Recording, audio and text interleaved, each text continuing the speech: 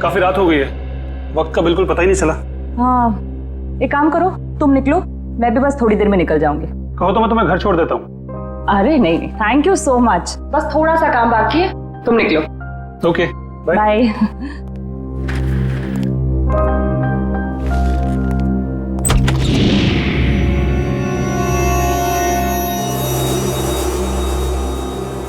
ठीक है। क्या है ये वैभव? ये कोई दरवाजे पे एनवलप छोड़ के गया है। बाहर इतनी रात को? ठीक है, तुम निकलो, मैं देखती हूँ। Okay, bye. बाय। इसमें कुछ लिखा भी नहीं है।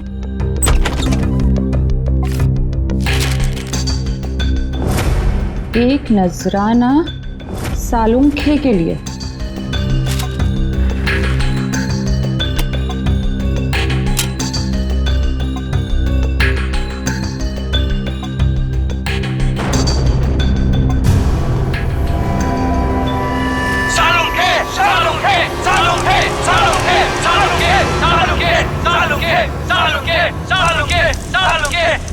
सबका सालुंखे सर के साथ क्या लेना देना है?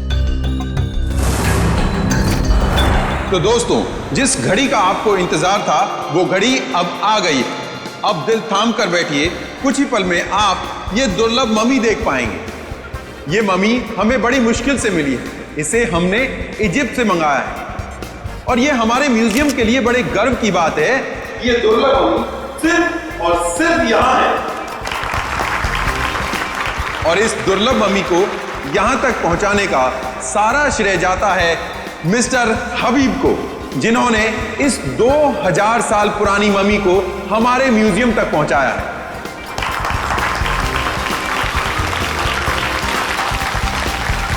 और अब मैं आपका ज्यादा वक्त ना लेते हुए आपके सामने पेश करता हूं यह दुर्लभ मम्मी।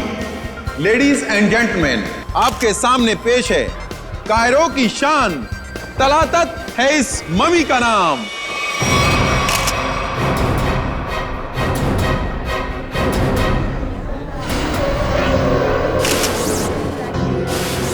अंदर देखो, ये किसने लिख दिया?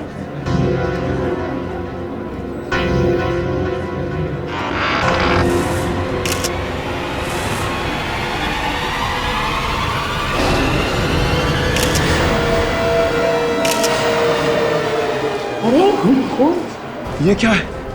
लाफा माता, ये ले आशरे आशरे।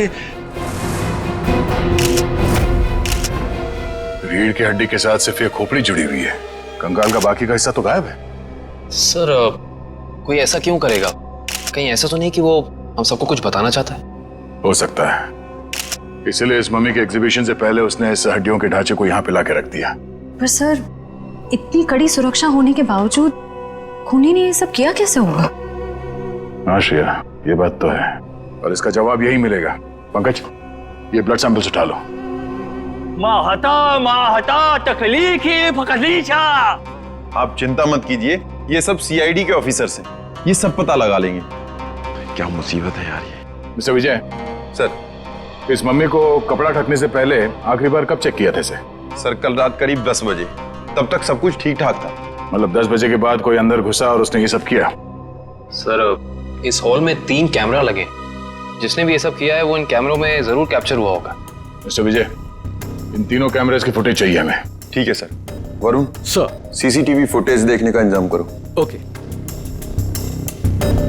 आप चिंता मत कीजिए, आपकी मम्मी को कुछ नहीं होगा और अब ये हमारी जिम्मेदारी है। और वैसे भी अब सीआईडी वाले आ चुके हैं, वो सब संभाल लेंगे।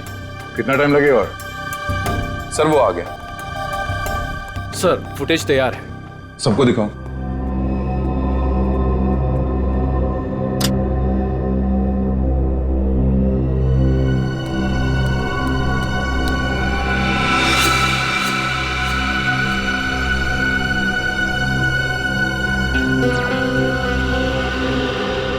ये क्या? ये फुटेज ब्लैंक क्यों हो गया? जरा फिर से प्ले करो उसे। इसमें तो कुछ भी नहीं है। हाँ कभी, मगर ये फुटेज ब्लैंक कैसे हो सकता है? जरा दूसरे कैमरे का फुटेज दिखा।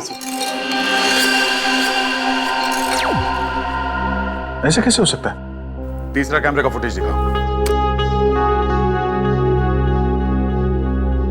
इस कैमरे में औरत, लंबे बाल वाली औरत दिख रही है और दूसरे कैमरे में कोई दिख नहीं रहा। ये कैसे हो सकता है?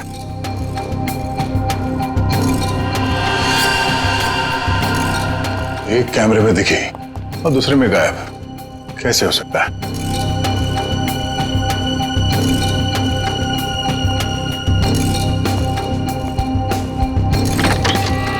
ये देखो, तो खूनी यहाँ इस खिड़की से ही अंदर आया है। सर अगर ये खूनी इस खिड़की से अंदर आया है और एक कैमरे में कैप्चर हुआ है, बाकी दोनों कैमरों में कैप्चर क्यों नहीं हुआ? वो इसलिए काविन, क्योंकि शायद ये खिड़की कैमरा के रेंज से बाहर है। वो यहां से अंदर आने के बाद वो इस तरफ गया होगा, छुप के निकला और इस कैमरे के नीचे से होते हुए वो आगे बढ़ा और यहां से आगे जाने के बाद उसने इस कैमरे को लेजर लाइट से ब्लाइंड कर दिया और यहां से आगे गया और उस हड्डियों के ढांचे को यहां इस कैमरे से नीचे लेके और फिर शायद वो लेजर उसने इस कैमरे पे मारा और फिर उस हड्डियों के ढांचे को यहां पे रख के चला गया, मगर जाते वक्त वहां उस कैमरे में वो कैद हो गया। सर इसका मतलब जिसने भी ये किया है वो अच्छी तरीके से जानता था कि इन कैमरों में कैद कैसे नहीं होना है। इसका मतलब वो जो कोई भी है उसे इस म्यूजियम की अच्छी जानकारी थी। सर यानी कि ये सारा काम किसी अंदर वाले का है, यहाँ किसी काम करने वाले का। हाँ श्रेया, ये काम यहाँ के किसी कर्मचारी का ही है। सर वो खिड़की देखने में काफी छोटी लगती है, मतलब जो भी अंदर आया है वो ज्यादा कद का नहीं होगा, 5 फीट के आसपास। और सर वो आदमी बहुत पतला दुबला होगा। आदमी क्यों, वो कोई औरत भी हो सकती है। उस फुटेज में उसके काफी लंबे बाल थे। नहीं सर, ये दोनों ऐसा काम नहीं कर सकती। ये तो हमारे यहाँ काफी सालों से काम कर रही हैं। तो फिर कौन कर सकता है? एक मिनट, जरा वो फुटेज दिखाना जहां पे वो औरत दिखी थी फ्रेम में। पॉज करो सर, अब जरा जूम करना। इस औरत के तो साइड हॉक्स है। सर ये लड़कियों का कोई नया फैशन है? नहीं पंकज, ये कोई औरत नहीं है। औरत के भेष में कोई आदमी घूम रहा है। औरत के भेष में आदमी? मिस्टर विजय सर, आपके स्टाफ में कोई ऐसा है जो इस वक्त यहाँ पे मौजूद नहीं है? हाँ सर, एक कर्मचारी था जो टूर गाइड का काम करता था। मतलब अभी कहाँ है? सर वो 2 हफ्ते पहले म्यूजियम का कुछ सामान चुराते हुए रंगे हाथों पकड़ा गया। अनिल नाम था उसका। हाँ सर, अनिल की कदकाठी ऐसी है कि वो इस खिड़की से आ जा सकता है। और एक म्यूजियम को एक टूर गाइड से बेहतर कौन जान सकता है। इस अनिल से मिलता है। बड़ी अजीब बात।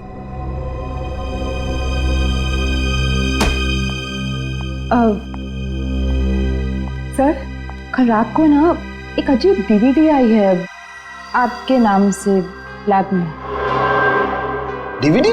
हाँ सर, ये देखिए सर। एक नजराना सालुखे के लिए। सर इसमें ना एक जलती हुई गाड़ी दिखाई है, कुछ लोग अपना मुंह छुपाए खड़े हैं और वही लोग आपके नाम के नारे लगा रहे हैं सर। तारिका, ये सब उलझाने के वाला मामला है, कोई हमें भटकाना चाहता अपने काम से। रखो ये डीवीडी वहां पर रखो, काम पे ध्यान दो। कमा देखो इस डीवीडी को उधर, और इधर आओ।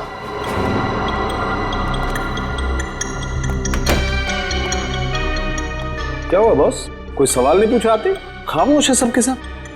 चलो कोई बात नहीं, मैं आपको ऐसी बात बताता हूं जिससे शायद आपका मौन व्रत टूट जाएगा। बॉस, बड़ी माथा पच्ची करने के बाद, अच्छी तरह से जांच करने के बाद पता लगा कि इस रीढ़ की हड्डी में छेड़छाड़ की गई है। रीढ़ की हड्डी के साथ छेड़छाड़ की मतलब ये कि इस रीढ़ की हड्डी की हर वर्टिब्रा को गौर से देखो तो पता चलता है कि सारी वर्टिब्रा उल्टे सीधे क्रम में लगी हुई है। रीढ़ की हड्डियां गलत क्रम में लगी है, इसका क्या मतलब हो सकता है यार? मतलब ये कि देखो ये वर्टिब्रा C1, इसके बाद होनी चाहिए C2, लेकिन यहाँ पर है C7 और ऐसे ही ये सब कुछ उल्टा पुल्टा। तो रीढ़ की हड्डी में बाकी हड्डी के टुकड़े अलग ही क्रम में? हाँ, सारी हड्डियां बिल्कुल उल्टी पुल्टी लगाई गई है। जैसे कि C1 के बाद आना चाहिए C2 पर है C7, फिर आना चाहिए C3 पर है C2 और उसी तरह से सारी हड्डियां। C1 C7, डॉक्टर साहब ये क्या है, कुछ समझ में नहीं आ रहा है। अरे तुम्हारी क्या निखिल, हमारी समझ में नहीं आया भैया। बहुत खोपड़ी लगाई तब पता चला है। किसी ने बड़ी होशियारी से, बड़ी सावधानी से ये हर वर्टिब्रा को उल्टा सीधा क्रम में लगाया है। और जिसने भी ये किया है ना साळुंखे, किसी खास मकसद से ही किया है, ये खास मकसद से। और एक बात, जिस किसी ने भी ये किया है ना बॉस, उसे मानव शरीर की और मानव की हड्डियों के ढांचे की बड़ी अच्छी जानकारी है। लेकिन सर ये सब करने के लिए कोई इतनी तकलीफ क्यों उठाएगा? सचिन, मुजरिम ये सब करके हमें ये बताना चाहता है कि हमारा मुकाबला किसी साधारण आदमी से नहीं है, वो बहुत खतरनाक है। सिर्फ खतरनाक ही नहीं, दिमागी बीमारी है इस आदमी को। सिर्फ इतना ही नहीं सर, इन हड्डियों पे जो खून लगा हुआ है, टेस्ट करने के बाद पता चला कि वो किसी एक इंसान का नहीं है, बल्कि 3 अलग अलग लोगों का है। क्या मतलब सर 3 और लोग मरे? खून 3 और लोगों का है? 3 लोग और मरे हैं? सचिन, 3 लोग मरे हैं या जिंदा, ये तो तभी पता चल जाएगा जब हम इस सिरफिरे को पकड़ लेंगे तब। लेकिन जिंदा।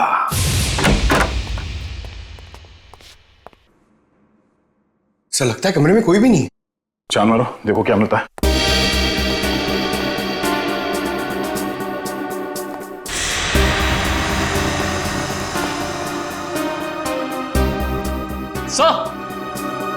सर ये देखिए, अनिल सर जिंदा है, मगर सांसें बहुत धीमी चल रही हैं इसकी। पंकज, एम्बुलेंस को फोन करो जल्दी।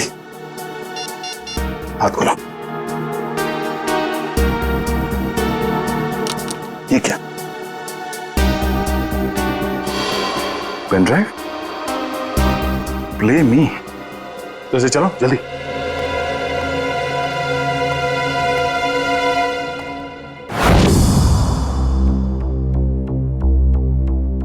सालुंखे, मैं जानता हूं कि मेरा यह संदेशा तुम तक जरूर पहुंचेगा। मैंने सुना है कि तुम दुनिया के एक प्रसिद्ध फॉरेंसिक विशेषज्ञ हो और मुश्किल से मुश्किल केस को चुटकी बजाते ही हल कर लेते हो। मैं ऐसा नहीं मानता। मेरी नजरों में तुम सिर्फ एक आम इंसान हो और अब मैं आ गया हूं और बहुत जल्द दुनिया के सामने तुम्हारी असलियत ला कर रख दूंगा। सालुंखे, मैंने 3 आदमियों को बंदी बनाकर रखा है। अब उनकी जिंदगी तुम्हारे हाथों में है। तुम चाहो तो उन्हें बचा सकते हो। तुम्हारे पास जो रीढ़ की हड्डी है उसके जरिए उन तक पहुंच सकते हो, लेकिन तुम्हारे पास सिर्फ और सिर्फ 6 घंटे हैं। तो दिखाओ अपनी काबिलियत, और अगर तुम उन 3 लोगों को नहीं बचा सके तो उनकी मौत की जिम्मेदार होगे तुम। और तुम्हारा समय शुरू होता है अब।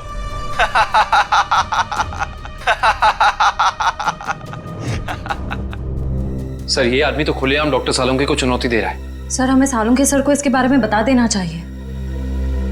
सर, हमारे पास सिर्फ 6 घंटे। हाँ पंकज, अभी डॉक्टर सालुंखे ही मदद कर सकते हैं इन 3 मासूमों की जान बचाने में। अरे क्या, इन 3 खून की रिपोर्ट से कुछ पता नहीं पड़ रहा है और हमारे पास सिर्फ 4.5 घंटे हैं। और इस मुजरिम के मुताबिक ये सबूत ही हमें सही रास्ता दे सकता है। कुछ तो ऐसा है तारिका जो हमारी नजरों से छुप रहा है। क्या हो सकता है ये? सर, इस मुजरिम ने आपको ही ऐसी चुनौती क्यों दी? मेरे कहने का मतलब है कि कहीं आपके अतीत में कभी ऐसा कुछ तो नहीं हुआ, कोई हादसा वगैरह जिससे आपको अभी भी अफसोस हो? तारिका, ये मुजरिम दिमागी तौर पर पागल है, हमें भटकाना चाहता, बस दैट्स इट। और सर वो डीवीडी?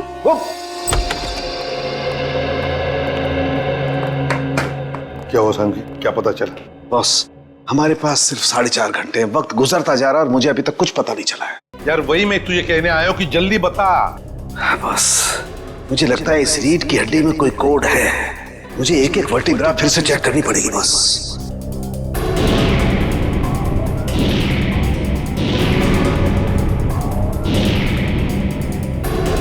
हाँ बस, इस वर्टिब्रा में कुछ गड़बड़ है। क्या गड़बड़ है सर?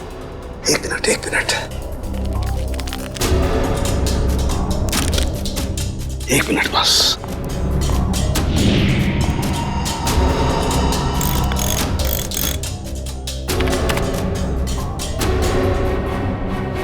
यस, हाँ बस, पकड़ में आ गया। बॉस, इस इंसान की ये वर्टिब्रा में, ये वर्टिब्रा इंसान की नहीं है। तो फिर किसकी है सारुण के? जानवर की है।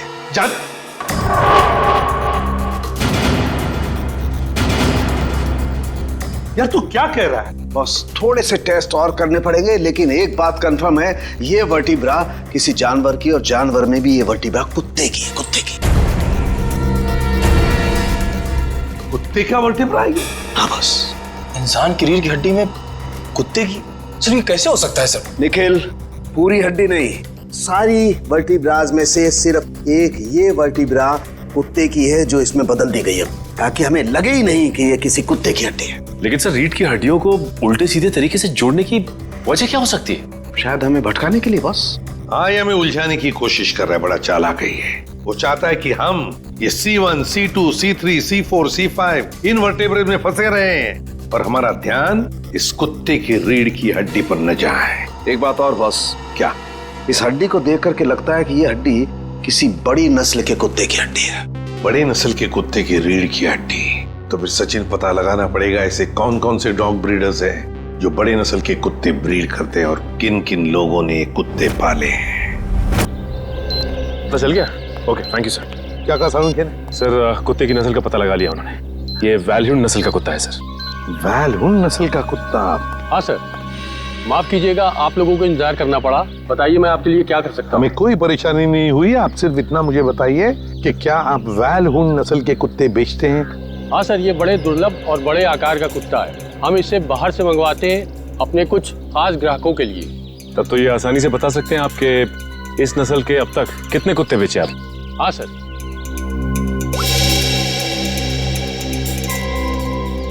पिछले साल 2 कुत्ते बेचे और इस साल 4 दिन पहले 1 कुत्ता बेचा, वैल्यून नस्ल का, पूरे शुद्ध।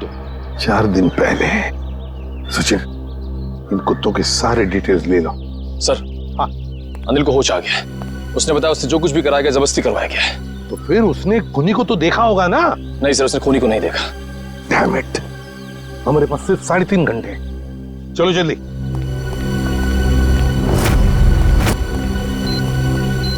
सर, हमने 2 घर तो चेक कर लिए, उनके कुत्ते तो सही सलामत हैं। हाँ निखिल, अब इस घर का कुत्ता देखते हैं, शायद यहीं से कुछ पता चल जाएगा। जी, किससे मिलना है? जी, हम लोग CID से। आपके पास वैल्यून नस्ल का कुत्ता है ना? जी हाँ। हम उसे देखना चाहते हैं। अंदर आइए। रेक्स ने कुछ किया है क्या? अरे नहीं नहीं, आपके कुत्ते ने कुछ नहीं किया है, बस हम उसे देखना चाहते हैं। जरा बुलाइए ना आपके रेक्स को। सर, वो क्या है कि हमारा नौकर उसको घुमाने के लिए लेकर गया है, बस अभी आता ही होगा। सर बैठिए ना प्लीज। नहीं नहीं, थैंक यू। सर, इसका मतलब ये कुत्ता भी बिल्कुल ठीक ठाक है?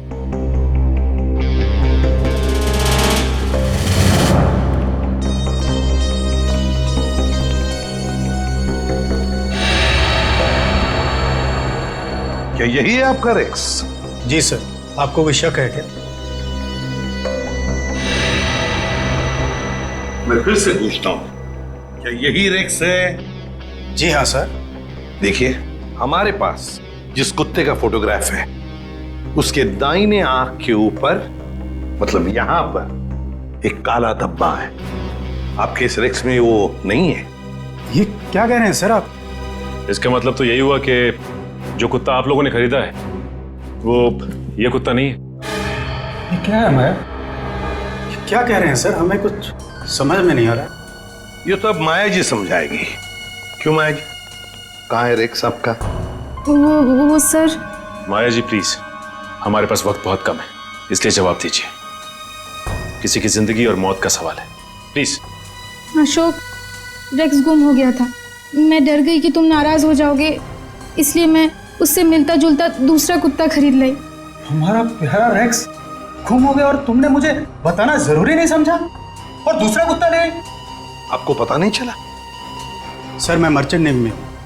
पिछले 6 महीने से मैं शिप पे था, अभी 2 दिन पहले आया हूँ। अच्छा माया जी, ये आपका रेक्स गुम कैसे हुआ? सर, हमेशा की तरह मैं रेक्स को लेके रोड में टहलने निकली।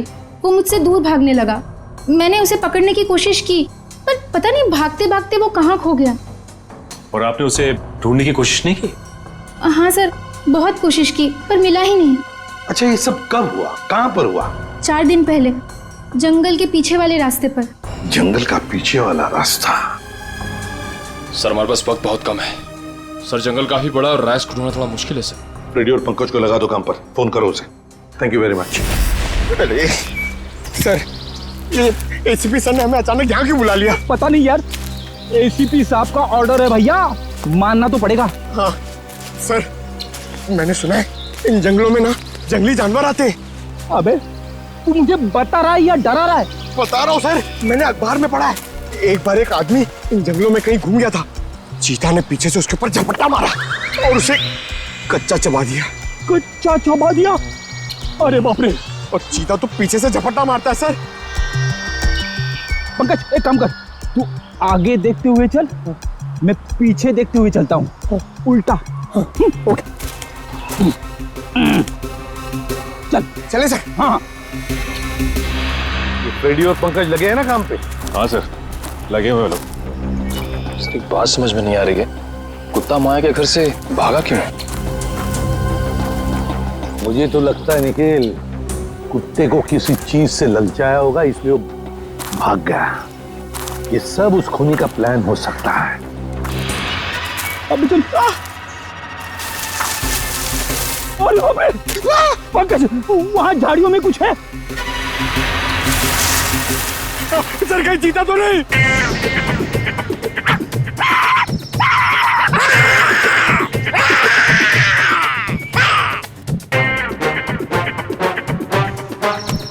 भाग गया सर, चीता भाग गया।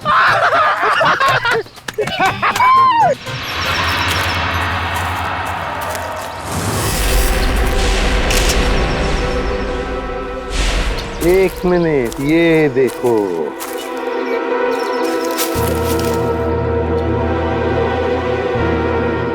हड्डियां, जरूर इसी से ललचाया होगा कुत्ते को। शाबाश पंकज, शाबाश! तुमने मुझसे कुछ नहीं सीखा। नहीं, मगर एक बात जरूर सीख ली, बहादुरी की। बहादुरी? सर, मैंने तो आपकी बहादुरी कभी नहीं देखी। अबे मैं बहादुर था मैं, शादी से पहले, मगर शादी के बाद तो। सर, एक चीता कहीं फिर से तो नहीं आ गया? अरे बाप रे, अब क्या करें? आपको पेड़ पे चढ़ना आता है? नहीं पंकज, भाग भाग भाग भाग, भाग।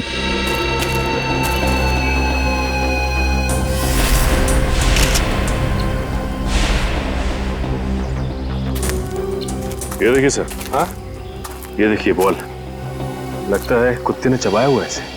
ये क्या? कुत्ते के दांत के निशान भी तो है। इसका मतलब है वो लोग इसी दिशा में गए हैं, क्योंकि हड्डियां हमें वहां पर मिली और ये बॉल यहां पर। उसी तरह होगा, वो देखते हैं।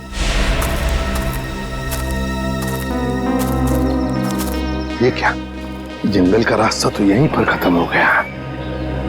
क्या करें?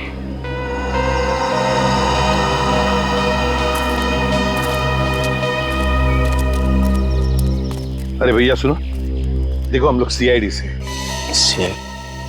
घबराओ मत, सिर्फ पूछताछ करने आए हैं। एक बात बताओ, 4 दिन पहले क्या तुमने यहाँ पर किसी बड़े नस्ल के कुत्ते को देखा है? सफेद रंग का कुत्ता, उसके शरीर पर काले काले धब्बे थे, बड़ा खूबसूरत सा कुत्ता था।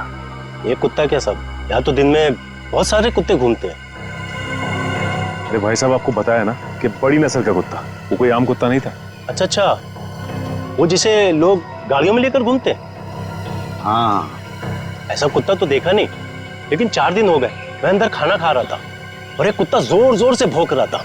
तो मैं खाना छोड़ के बाहर आया, कुत्ता तो नहीं था, लेकिन एक सफेद कलर की वैन तेजी से निकल गई। शायद वो कुत्ता उसमें हो।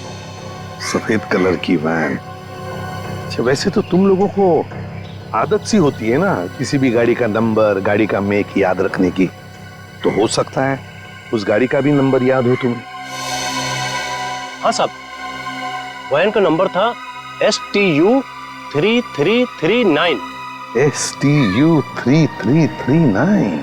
थैंक यू सचिन, इस वैन का पता लगाओ, सफेद कलर की वैन STU 3339। बस हो गया नाटक। हाथ ऊपर। चुपचाप अपने आप को हमारे हवाले कर दो। हाथ ऊपर।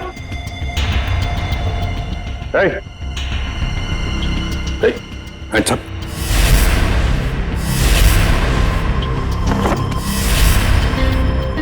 डमी? सर, एक खूनी हमारे साथ अजीब खेल खेल रहा है। हाँ, समझ।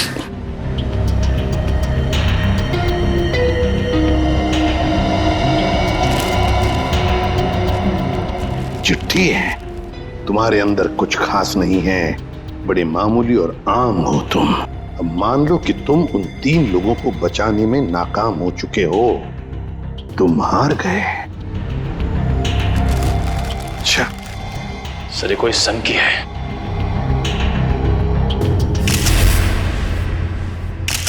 ये देखिए सर, इसके हाथ में ये फूल, लगता है कुछ बताना चाहता था हमको। हाँ, ये हमें कुछ बताना चाहता है, कुछ ऐसी चीज जो साळुंखे को भी दिख नहीं रही है। साळुंखे तो अब तक वहां पहुंचा ही नहीं। पता लगाना पड़ेगा है क्या ये सुराग जो अभी भी धुंधला सा है। या साळुंखे सिर्फ 40 मिनट बचे हैं, जो भी करना है जल्दी कर। हाँ बॉस, आई नो। ये रीढ़ की हड्डी की गुत्थी तो सुलझा ली, लेकिन उसके आगे कुछ समझ में नहीं आ रहा है।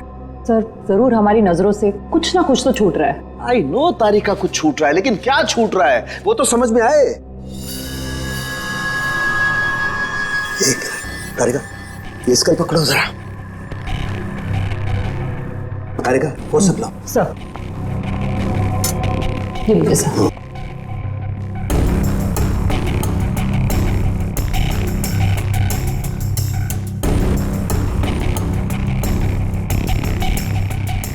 ये दांत तो प्लास्टर ऑफ पेरिस का लगता है। तारिका, जरा पानी लाओ। प्लास्टर ऑफ पेरिस का दांत? कोई प्लास्टर ऑफ पेरिस का दांत क्यों लगाएगा? नहीं साळुंखे, ये जरूर खूनी किसी और तरफ इशारा कर रहा है।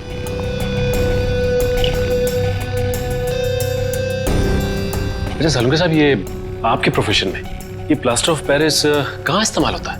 सचिन, प्लास्टर ऑफ पेरिस अक्सर मेडिकल कॉलेजेस में कंकाल वगैरह बनाने के लिए, स्टडी के लिए इस्तेमाल करते हैं। Medical college, medical college.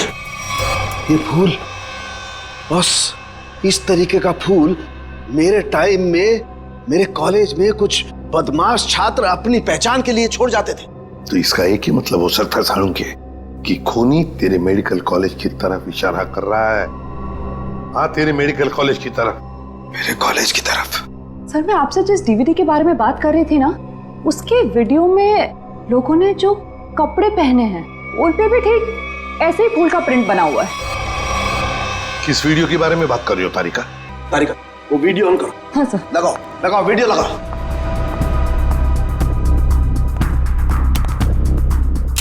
Play करो, प्ले करो। सर, क्या बात है, सच में आज ये कर दिखाएगा। अरे बॉस, ये तो मेरे कॉलेज का ग्राउंड है। चलो। गाड़ी उड़ा दी गई है। साळुंखे, साळुंखे, साळुंखे, साळुंखे, साळुंखे, साळुंखे, साळुंखे, साळुंखे, साळुंखे, साळुंखे। और वहां पर जितने भी लोग हैं सब तेरा ही नाम ले रहे हैं। साळुंखे, साळुंखे, साळुंखे। फिर इस वीडियो के बारे में पहले क्यों नहीं बताया तूने हमें? ये क्या चक्कर है साळुंखे? बॉस, कॉलेज में एक घटना के दौरान डीन की कार जला दी गई थी, लेकिन इसमें मेरा कोई लेना देना नहीं है। ऐसा तू कहता है ना साळुंखे, लेकिन खूनी सोचता है कि तेरा ही हाथ है इसके पीछे, इसलिए वो तेरे पीछे पड़ा है। नहीं साळुंखे, तेरा कुछ ना कुछ तो संबंध जरूर है इस केस से। गॉड, प्लास्टर ऑफ पेरिस का दांत लगाना, उस डमी के पास उस फूल का छोड़ जाना। My God. बॉस, बॉस, ये मुझे अपने कॉलेज की तरफ बुला रहा है। मतलब सर, इन तीनों विक्टिम्स को भी इसी कॉलेज में रखा गया होगा। हाँ, सिर्फ 30 मिनट बाकी है, तेरे मेडिकल कॉलेज में जाना होगा।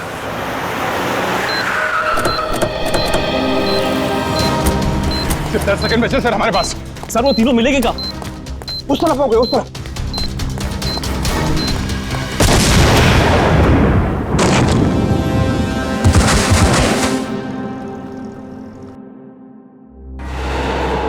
अभिजीत, डॉक्टर साहब, अब ठीक है?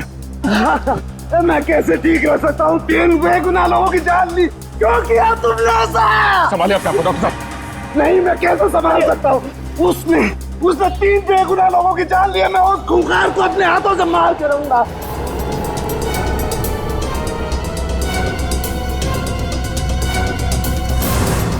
साळुंखे, वक्त बहुत कम है हमारे पास। 3 लोगों की जानें चली गई इस आदमी की वजह से, और तू ऐसे हताश बैठा। तो क्या करूं बॉस, ये मेरी गलती थी। मेरी वजह से 3 मासूमों की जान गई और मैं कुछ नहीं कर पाया। बॉस, मैं फेल हो गया। यार, तेरी वजह से जान नहीं गई है। तूने जो भी करना था सब कर लिया। अगर वक्त पर काम नहीं आया तो क्या किया बॉस? मुझे पहले क्यों नहीं समझ में आया? वो फूल, वो पीओपी का दांत, वो डीवीडी, पहले क्यों नहीं समझा? ये इशारा आया। सर, आप अपने आप को क्यों दोषी मान रहे हैं?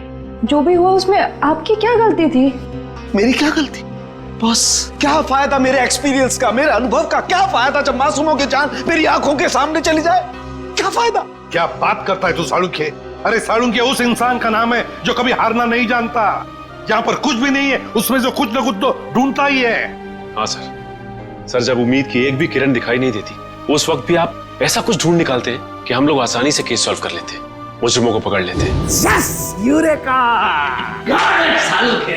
जहर बॉडी में आया था दांत से। लेकिन सचिन, आज मुजरिम जीत गया।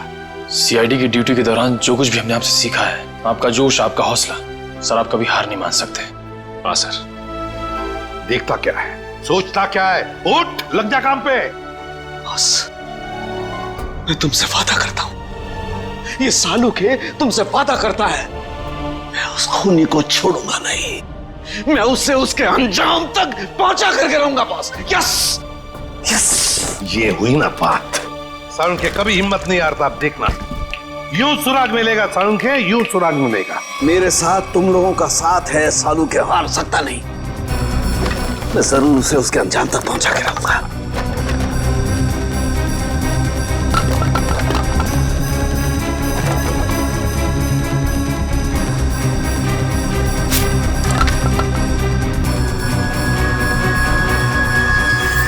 बस, ये शायद किसी कार्डबोर्ड का टुकड़ा है जो अभी तक जला नहीं है।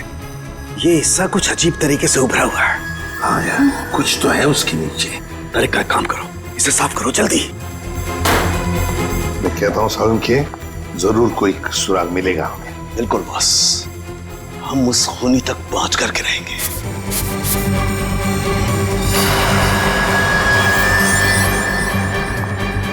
सर, से देखिए, यहाँ पे कुछ लिखा हुआ है। एवी क्या हो सकता है? सर, जेडी रोड पे एक कार्डबोर्ड बॉक्स की कंपनी है सर, जो पिछले 2 सालों से बंद है, और उस कंपनी का नाम है एवी एंटरप्राइजेस। तो इसका एक ही मतलब हो सकता है कि खूनी ने अपना ठिकाना बना दिया है उधर ही, एवी एंटरप्राइजेस में। काश अब वो जान पाता कि उसकी उल्टी गिनती शुरू हो गई है।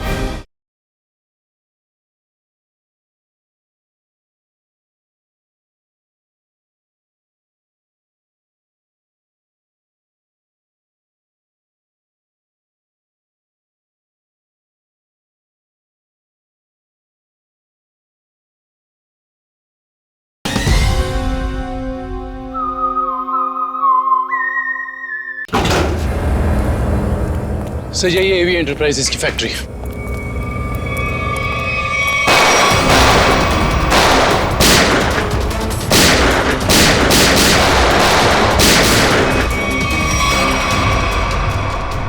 क्या बात है, अभी तो हमारा स्वागत गोलियों से हो रहा था, अभी एकदम सन्नाटा। सर, लगता है कोई नई चाल चलने वाला है।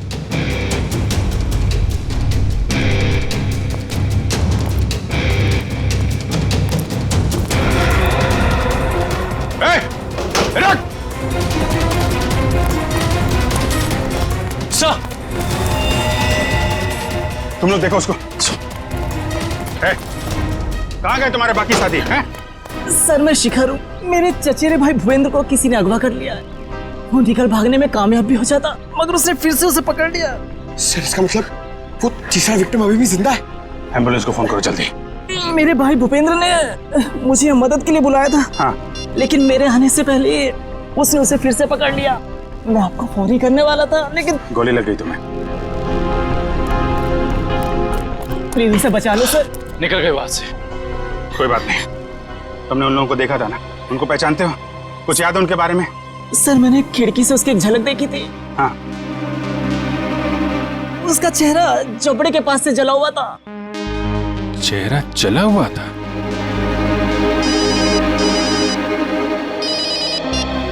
हेलो सीआईडी वालों, तुम लोग डाल तो मैं बात। तुम लोग मुझे कभी पकड़ नहीं सकते। भूपेंद्र की मौत इतनी भयानक होगी कि उसका जिम्मेदार सिर्फ और सिर्फ सीआईडी होगी। देखो तुम लोग। हेलो हेलो, कौन था सर? खूनी अब हमें चुनौती दे रहा है। सर पता नहीं वो लोग भूपेंद्र को कहाँ ले गए होंगे। ये मामला साळुंके साहब के अतीत और उनके कॉलेज के दिनों से जुड़ा हुआ है। तो हो सकता है ये जले चेहरे वाला आदमी उन्हीं में से कोई हो। उस समय के जितने भी स्टूडेंट थे सबके बारे में पता लगाना होगा। क्या 20 साल पहले सोया और 1 महीना पहले जग गया? Okay, thank you. क्या फ्रेडी? सर 20 साल पहले साळुंके साहब के मेडिकल कॉलेज के डीन की कार जब उड़ाई गई तो उस धमाके में कुणाल नाम का एक छात्र घायल हो गया और कोमा में चला गया। वो जिस हॉस्पिटल में भर्ती था वहां से पता चला है कि वो अभी 1 महीना पहले कोमा से बाहर आ चुका है। बॉम्ब धमाके में घायल हुआ था और जो खूनी है उसका चेहरा भी जला हुआ है। मुझे लगता है ये कुणाल ही खूनी है। अब बदले की आग में जल रहा है। सर हॉस्पिटल वालों ने कुणाल का पता एसएमएस किया। सर जरूर वो भूपेंद्र को वहीं लेकर गया होगा। ठीक है, उसके घर चलते हैं। क्या एड्रेस क्या?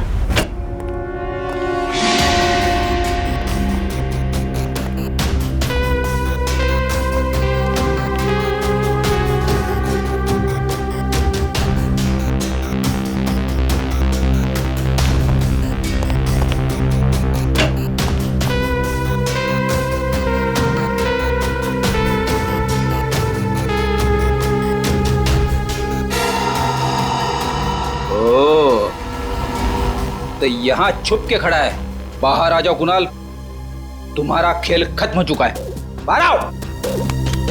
अरे तुम मेरे पीछे कैसे आ गए? अरे आप, मुझे लगा कुणाल मेरे पीछे आ गया।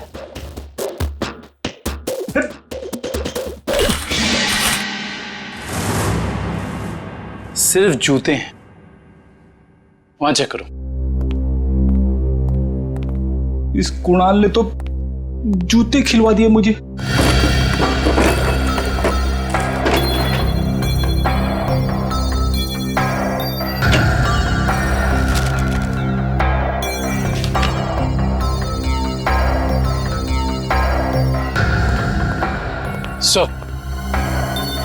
यहाँ कोई नहीं है। कोई बात नहीं, ये कुणाल की फाइल मिली है। देख रहा हो सारे सर्टिफिकेट्स और ये एड्रेस देखा इसमें। दूसरा एड्रेस लिखा है यहाँ पे, 12 गोलकुंडा। कहीं भूपेंद्र को लेके यहां तो नहीं छुपा बैठा है?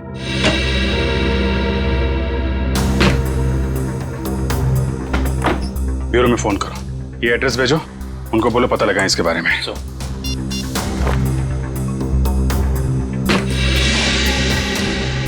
अरे सर जल्दी आइए।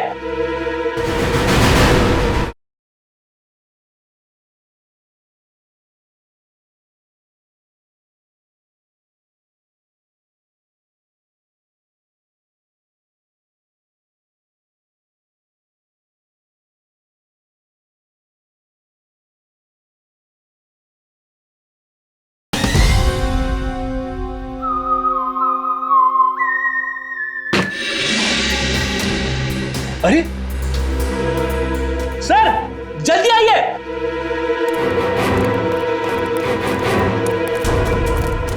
क्या वो फ्रेडी?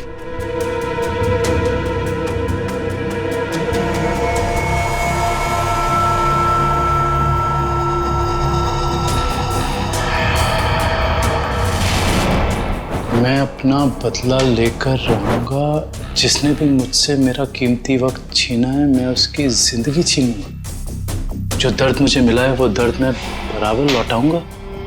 मैं तुम लोगों पर ऐसा दाग लगाऊंगा जिससे सिर्फ तुम्हारी मौत ही मिटा सकेगी। मुझे किसी भी कीमत पर अपना बदला पूरा करना है। काफी तैयारी कर रखी है इसने बदला लेने की। सर ये फोटो देखिए सर इसमें सालुंके सर की भी फोटो। और सर उन 3 विक्टिम्स की भी फोटोज हैं। ये फोटो तो अभी हाल के ही लग रहे हैं। बिल्कुल सर, ये सारी फोटोज इस केस की जांच के दौरान ली गई हैं। ये तो माया के घर का फोटो है। ये कुणाल हम पे जासूसी कर रहा है क्या? जासूसों के ऊपर जासूसी? जहां जहां हम जा रहे हैं हमारा पीछा कर रहा है। इस बार आएगा, वापस नहीं जाएगा।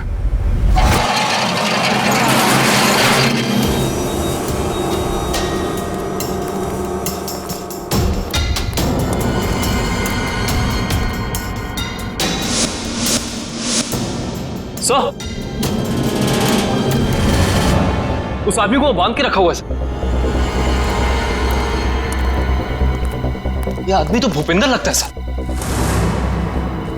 भूपेंद्र, ये तो बेहोश है। मैं खोल देता हूं सर। नहीं, एक मिनट कविन, एक मिनट। अगर वो खूनी इस आदमी को मारना चाहता था तो बॉक्स फैक्ट्री में भी मार सकता था। इसे यहां पे लाके बांध के क्यों रखा है? ओह, मतलब ये हमें मारने के लिए चाल बिछाया उसने।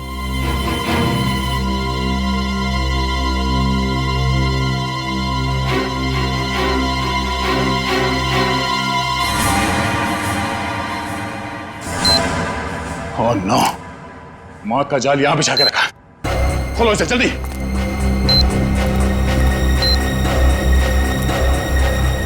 जल्दी खोलो इसे।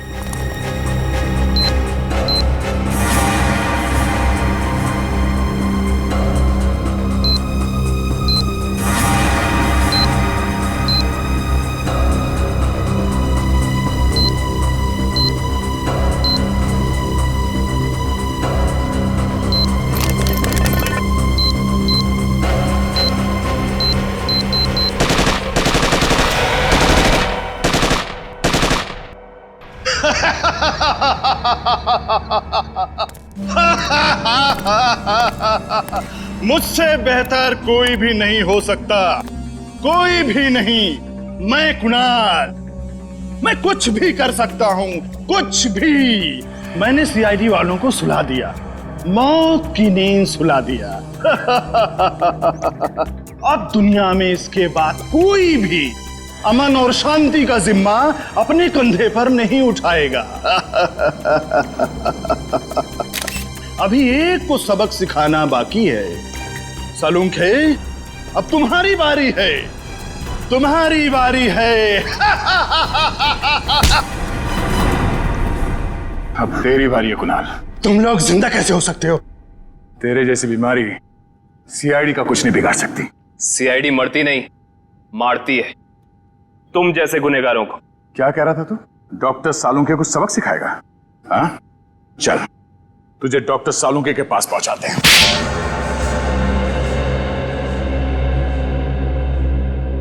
क्यों मारा मासूम लोगों को तुमने? वो मासूम नहीं है, वो अपराधी है, मेरे अपराधी। मैं उन सब लोगों को मार देना चाहता था जिन्होंने मेरी जिंदगी बर्बाद करने में कोई कसर नहीं छोड़ी। मैंने क्या बिगाड़ा था तुम्हारा? मेरी जिंदगी बर्बाद करने में तुम्हारा बहुत बड़ा हाथ था सालुंके। तुम जानते थे कि मैं तुमसे बेहतर हूँ, इसलिए तुम मुझसे जलते थे। ऐसा तुम सोचते हो, मगर ये सच नहीं है। मैं नहीं मानता। टीन की कार तुमने उड़ाई थी। नहीं, वो सालुंके नहीं था, मैं था। मैंने ही सालुंके बनकर वो सब किया, लेकिन उस ब्लास्ट की वजह से मेरी जिंदगी और मेरा भविष्य खत्म हो गया ना। उस वक्त मैं वहीं पे था, वो ब्लास्ट में घायल हो गया और मैं कोमा में चला गया। और जब मैं कोमा से जागा तो मेरा सब कुछ खो गया, सब कुछ खत्म हो गया। मेडिकल कॉलेज की उस घटना का वीडियो फॉरेंसिक लैब कैसे पहुंचा? वो मैंने भिजवाई थी सालुंके को चुनौती देने के लिए। माना कि तुम्हारे साथ जो कुछ हुआ गलत हुआ, लेकिन बदले की आग ने तुम्हें इंसान से शैतान बना दिया। कानून हाथ में लेने वाले को कानून कभी माफ नहीं करता। तुम दोनों की इसकी सजा जरूर मिलेगी।